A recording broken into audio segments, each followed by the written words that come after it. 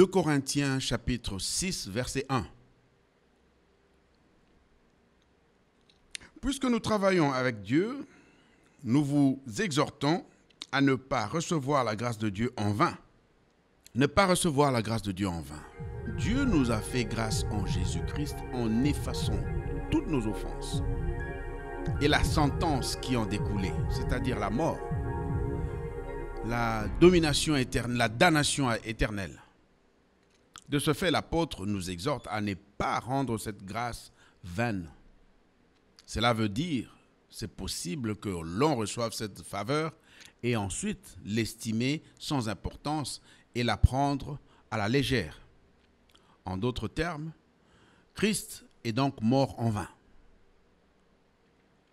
Son sacrifice ultime n'aurait rien produit. Rejeter le don gratuit de Dieu pour la rémission de nos offenses, rejeter la justification à la place de la condamnation éternelle,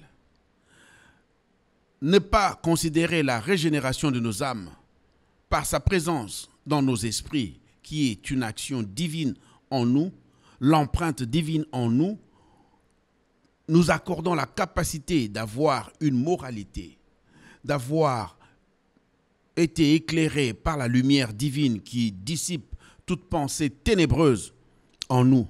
La grâce nous libère de la tyrannie et de l'esclavagisme du péché.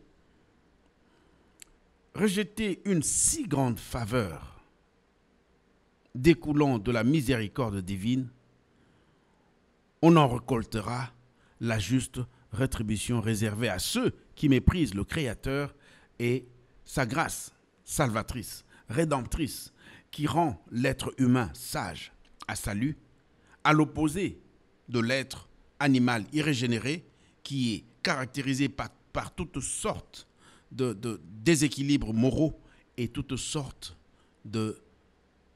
d'abominations.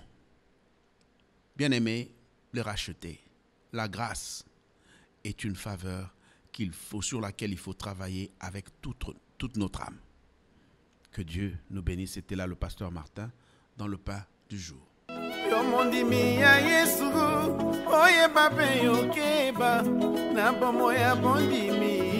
Basi mingi minyoko kofinga pe kotongo bakomona yo zoba ebongi yo bosana te boka na yo likolo.